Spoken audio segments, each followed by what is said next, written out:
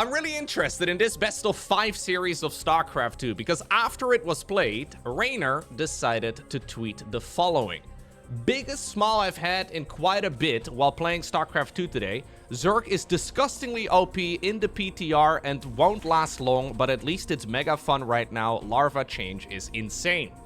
His opponent in this GSL-CK match, playing in blue, we're looking at none other than Classic's main Nexus. It's a best of 5 between 2 of the very best players in the game. And apparently Reynor believes that the changes made to StarCraft 2, maybe they're a little bit too favorable for Zerg. Now, it's worth noting that before, so this was played on the PTR, I think about a week or so ago at this point. After these changes finally got pushed to the live version of the game, which happened within like, I think 24 hours after the series was played, they did scale down the Zerg advantages a little bit. So it's a little bit funky because basically we had PTR 1.0 for like 3 weeks, absolute radio silence on Blizzard's end of things, right? And then they do PTR 2 after a lot of feedback and after a lot of discussion. Very few changes that people actually complained about got adjusted. It was a bit odd. And then after we had PTR 2 for about 2 days, they published it straight to the live version of the game. And this particular series was played on the day, at the very least, that the second version of the PTR was live for, which is when Zerg had the additional Larva regen scaled up all the way to the max. I believe the queens were... No, the queens were made cheaper. The hatcheries were 275 minerals. So what we ultimately landed on is that the hatcheries are 300 minerals and the queens are 175. That is what's currently live in StarCraft 2. But in this PTR edition of the patch, it was 150 minerals for the queens and then 275 minerals for the hatchery. Anyways, long story short, according to Reynor, Zerg is disgustingly broken in this particular patch. So we'll find out together what exactly that looks like. I thought for a moment here he was going to lose a drone to a probe scout. That would have been something. That would have been spicy. For now, though, nothing all too crazy. Drone transfer will be sent on over towards that low ground. So really, right, in case you're wondering, the main difference made to the Zerg early game, and this is also true for the live version of the game, but to a slightly lesser extent, is the passive larva regeneration on a hatchery. So what happens is that larva spawn rate has been increased, meaning that Zerg can, especially early on, make more drones quicker. Now, obviously, it falls off a little bit when we have the queen injects also kicking in, so that's the case right now. Those queens are going to be injecting, extra larva will be popping off, but up until this point, Zerg has obviously already had a little bit of a boost in that regard. And then, of course, it's just going to be there for the entirety of the game because every single hatchery is just going to passively generate larva a little bit quicker. Protoss, in the meantime, has been changed up entirely. Here's the warp gates research. But if you now want to turn a gateway into a warp gate, you have to spend 25 minerals and 25 gas. Apparently, the adept here did get a single worker kill. That's pretty sweet. In the very first edition of the PTR, that was 50-50. In this particular PTR 2.0, and then also on the live patch, it is 25 minerals, 25 gas, and it has Protoss players a little bit confused. It seems like there are like roughly 3 camps of Protoss at this point in time, also in the live version of the game. Option 1, right? You just kind of get the warp gates upgrade, and you eat the 25 minerals and 25 gas on every single gateway, and you pretend that it's not more expensive. So we have some Zerglings trying their absolute best to snipe the third base here of Protoss. Well, that's going to be happening for sure. A little bit scary here, especially since Zerg is still able to do this while being even on workers with the Protoss. Fair enough. Option B, as we have the links continuing to harass, option B is you don't bother transforming any of your gateways towards a warp gate because this particular research over here increases the base production speed of a gateway by 40%. So getting the warp gates research will still give you a massive benefit by just not transforming the gateways. And then the most intelligent Protoss players out there, the most refined Protoss players out there, you know what they do? They go like half warp gates and then half gateways. That's absolute insanity to me. Maybe my brain is too small. But it is something that Protoss players will have to, discuss amongst one another, you know? They will have to discuss it amongst each other and figure out what the way to actually play the matches right now is. And it's a bit tricky because it's like Zerg basically just got a flat buff in the early game, whereas for Protoss, they need to reinvent the entire early game by themselves. And if you put like a room of Protoss players all together and you have them come up with a new strategy, what do you think they invent? Well, so far, it's Skytoss. Every single game where Protoss is able to beat Zerg, it's been Skytoss, Skytoss, Skytoss on the new patch and on the PTR. I haven't seen a single Protoss player have success, especially against Zerg, playing any sort of ground toss army. Alright, well that does mean that Reynor is going to need some sort of anti-air. This is honestly a pretty sloppy game for Reynor across the board. Losing a bunch of stuff here, not really getting a ton of value.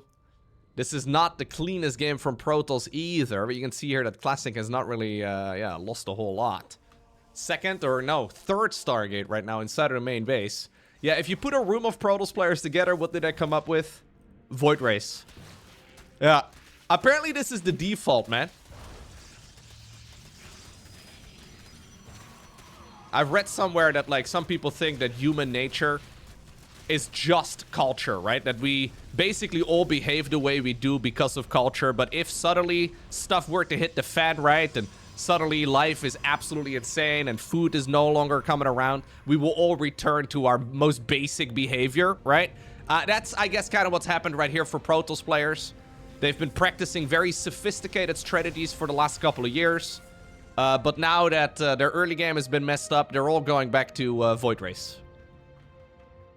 Yeah, we're going Fleet Beacon, we're going Void Race, we're going Motherships, we're going Carriers. We have all just gone back to the most basic approach. Well, this has been a pretty, solid bit of harassment here for Classic. But here's Reynor with his new Larva generation, ready to go for a Queen Hydra attack. I wonder if you should be going maybe Corruptors against this sort of thing, but he's decided to just try and send everything across the map straight through the middle. And what do you do here as Protoss? Spoiler alert. I think you die. Yeah. Yeah, so this is probably best case scenario right here in PTR 2 for Protoss. And it did not go well. Now, I have noticed, though, that a lot of the high-level players are mellowing out a little bit on the new patch. So, when it first went live, about a week or so ago at this point, there seemed to be, a bit of a knee-jerk reaction, especially to Zerg. And I do believe Zerg is probably a little bit overtuned. Again, this is not the version that Zerg ended up going live with, right? We have some different adjustments. A slightly tuned down version of it, but this is still how a lot of Protoss players currently feel about the matchup at this point in time.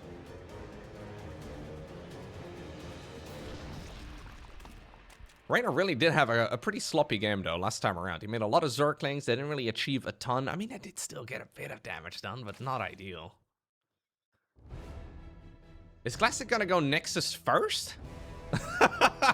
Okay, now we get to witness the polar opposite of what these patches look like.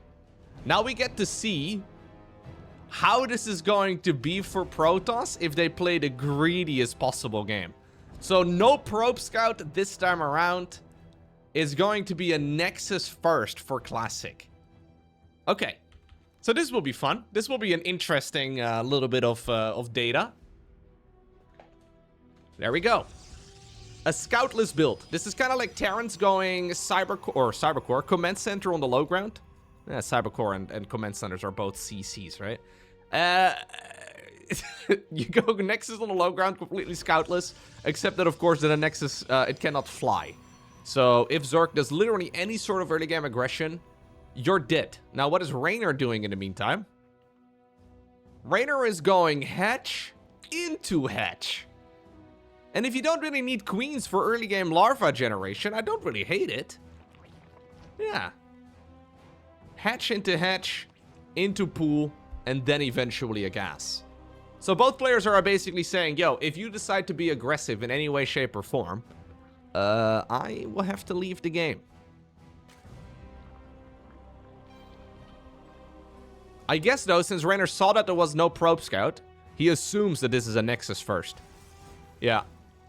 He'll be pretty happy to see this right now, because noting here that it's indeed a Nexus first for Protoss, it means that he can be as greedy as he wants to be. Yeah, it's gonna be a Zealot. Okay, fair enough. You may need like 4 Zerglings, but I think Queens alone will probably be okay. You do have to make sure you have some Lings out by the time that like Glaive Adepts, or not even Glaive Adepts, like regular Adepts can get around, but this is a very comfortable spot right now for Zerg. Where really the main question that Reynor is going to be asking himself right now, when do you stop droning? When do you stop droning?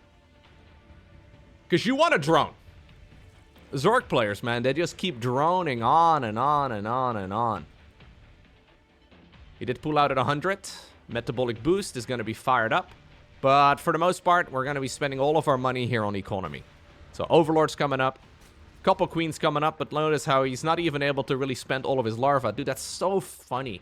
So, most Zerg builds are effectively the same, right? Like, obviously, there's a lot of different varieties, but all the Zerg builds boil down to spend your Larva first, and then what do you do with the leftover resources?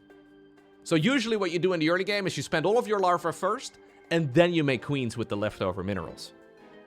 Reynor is now forced to actually spend some of his resources ahead of time on Queens because he always has Larva. Now he's finally able to spend it again, but bam, there's another one available. If you look at any replays, especially on, well, I guess the previous patch, Zergs will pretty much never have Larva available in the early game because every strategy boils down to Zerg spending Larva first and then anything on anything else after. The fact that Reynor has any Larva available at all is kind of wild for this level of StarCraft. Classic now with a very greedy third, by the way. On the previous patch, this would have probably hit like 3 minutes and 10 seconds or so. There is a second gateway, so it's not the absolute greediest third Nexus you can go for, but considering this is a Nexus first opener for Classic, it really is very spicy. Oracle goes in. Okay. Spore Crawler is a bit late. That'll be a timing that Zerg players will have to get used to. Yeah, 5 drones? No, 4 drones. Maybe 5, maybe 6, maybe 7. Yeah. 6 in total is not bad, though. Oracle number 2 coming in. But that one will be much easier to deflect. So the mistake right here for Reynor is the timing of the Spore Crawlers. And that is just something that we'll have to learn again, right? Like, that's one of those little things. Reynor thought he could get away with an extra 10 seconds or so before starting them up. If he would have started them up 10 seconds sooner, that Oracle would have killed far less. I feel like Blink builds, and correct me if I'm wrong here, Classic, but I feel like Blink builds are just kind of terrible now. Even though it's been the gold standard for a really long time in Protoss versus Zerg. Oracles into Blink Stalker, we've seen that for like the last couple of years. I'm not impressed by this sort of strategy anymore. In all the games that I've seen on Protoss versus Zerg on the new patch, it just doesn't seem to hit with the same punch. Maybe Max Specs can make it work. I don't actually have seen any Max Specs games, now that I think of it. Have I seen any Max Specs games on the new patch? No, I don't think so. Curious to see what he's been cooking up. Maybe he's busy being salty. I don't know. I feel like a lot of Protoss players are currently being a little bit salty. Hera was actually being very salty, surprisingly enough. Rage quitting a lot of games and not really having a good time, it seems. Anyways. Good scout right here for Reynor, who now sees exactly what the opponent is going for. We ultimately end up canceling. I think that was a... What was that? A Templar Archives? Doesn't really matter, though, for Reynor. Reynor is going to be making Hydras regardless. He's going Hydraling with drones all ready for a 4th base. Yeah, and this is one of those games where both players are playing really greedy. Not really that much has happened. And Zerg is 30 supply up. Zerg is 30 supply up and like 25 workers up. And then you also end up with a much larger army here for Zerg 2.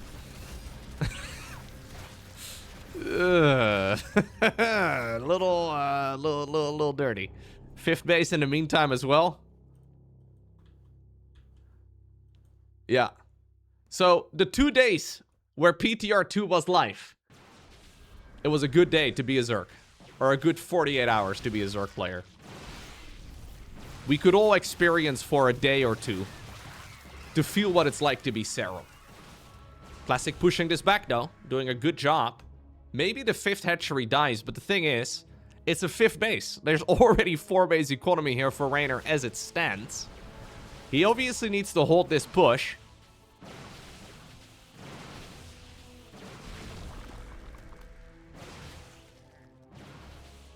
Yeah, this is absolute best case scenario for Classic yet again. Just like the previous game, I really don't think that he's playing worse StarCraft here than Reynor. But it's kind of feeling to me that he's already fighting an uphill battle yet again. Nice little Zergling run by here though from Reynor. Templar Archives being remade. It's kind of funny how Classic decided to cancel the Templar Archives. Maybe hoping that his opponent would switch away from playing Hydras. But now that he's seen, okay, that's not actually the case. We're going back into Hydra production yet again. And because of it, we may as well go into the good old Storm upgrade once more. Reynor not even bothering getting a Baneling nest with this, which is kind of ironic. Normally you'd go Hydra Ling Bane, but this is pure Hydra Ling. As if we're playing StarCraft Brood War, I suppose.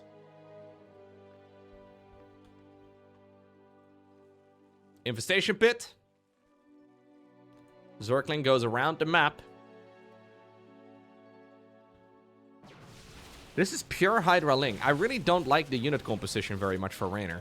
But he just has such a big amount of stuff. Like, look at this army over here. And then realize it's only about half. Red Classic was like, yo, I'm actually able to go toe-to-toe with it. And it turns out, no, that was only half the army.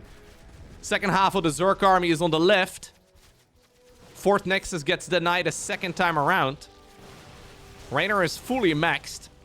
70 supply up or so on the opponent. Starting to build up a bit of a bank. Now, Classic is slipping up in macro a little bit. Obviously, this is Reynor, right? Reynor, the absolute fastest Zerg player on the planet. His APM is kind of nutty. His splits are also really quite good here against those High Templar. Zerglings microed against the High Templars individually. We have a Hive coming up. Man, imagine if we actually went for Banelings this game. If we didn't bother making Banes this time around. But, yeah, this is Reynor just absolutely on rails. Quite a sloppy game, really, for his standards. But there's just no answer for Classic. For 48 hours, Zerg really was utterly busted. And some might argue that they're still busted on the live version of the game.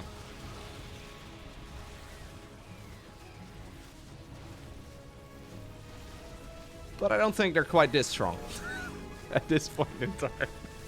Although I also, for what it's worth... target the pylon? Yeah, there's a second pylon. For what it's worth, I also don't really know what you currently do as Protoss in the live version of the game.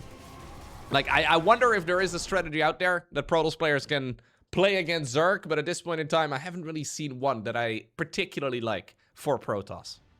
Alrighty, that takes us to Tourmaline. Game number 3 in this best of 5 series, and match point right here for Reynor. Reynor has seen the probe make a sneaky little move around. He wants to know if this is a cannon rush. It's not actually a cannon rush. It's a gateway on the low ground right here for Classic. Fair enough. So, the main thing they changed compared to this PTR version before they pushed it live was adjust the value of the larva generation on the hatchery.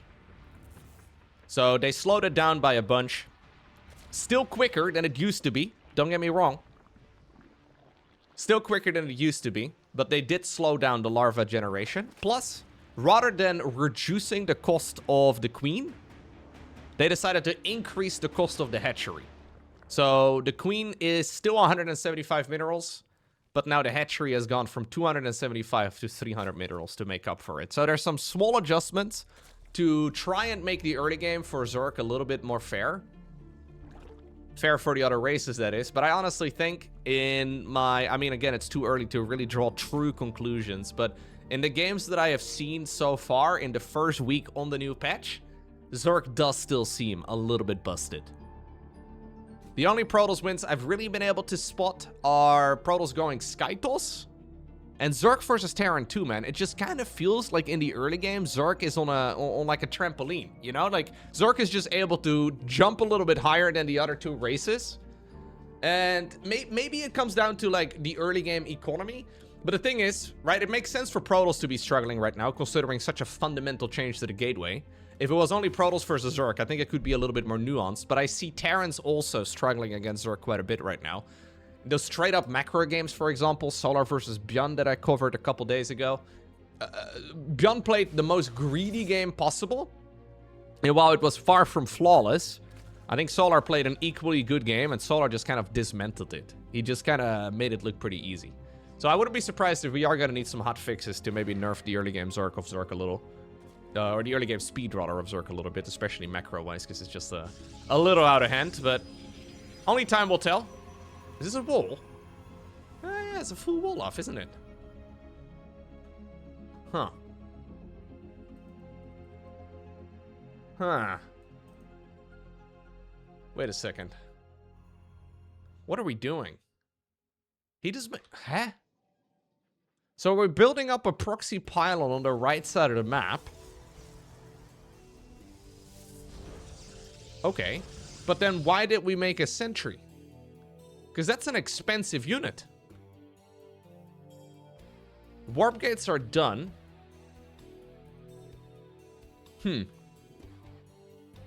Fair enough. Reynor not even really messing around yet with the units that we've seen a lot of Zerg players find a lot of success with over the last couple days. Not bothering to go mute us, for example. No arc slop advantages for him. The arc slop buff is truly magnificent. Oh my god. I mean, it's a good force field, don't get me wrong. Roaches this time around for Reynor, though. Not really taking any risks. We have a couple of gateways here transformed to warp gates. Do you bother transforming those into warp gates too? Or do you leave those in gateway form and just sort of use the... No, never mind. Use the 40% production speed increase.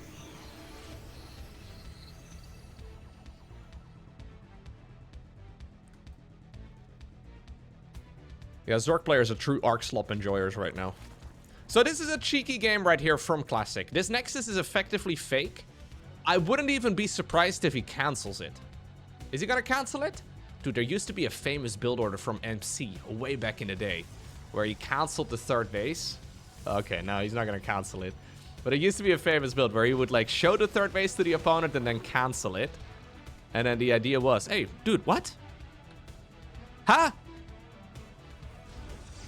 Was there a hole all this time? Am I freaking hallucinating over here? Did this bush just distract me? I mean, if there's a hole there previously, there's a hole over there right now too, man. The distraction bush goes hard. Anyways, Reynor has just spotted all of this. So Reynor sees this coming in at the absolute latest possible time. Force fields are real good, but here's the Zerglings going in around the site. Dude. Yeah, I'm starting to understand why Reynor tweeted that. This is so busted. He's got a bigger economy. He doesn't know that this cheese is coming. He just lost Zerglings over at the opponent's third base that he made and didn't really achieve anything with. But does it matter? No. It does not matter at all. Classic, by the way, always nice. I've never seen Classic really type anything rude in the in-game chat. He always GGs. But I feel like if there ever was a game... okay, where maybe you type a few more Gs than you normally would, it would be this best of 5. GG.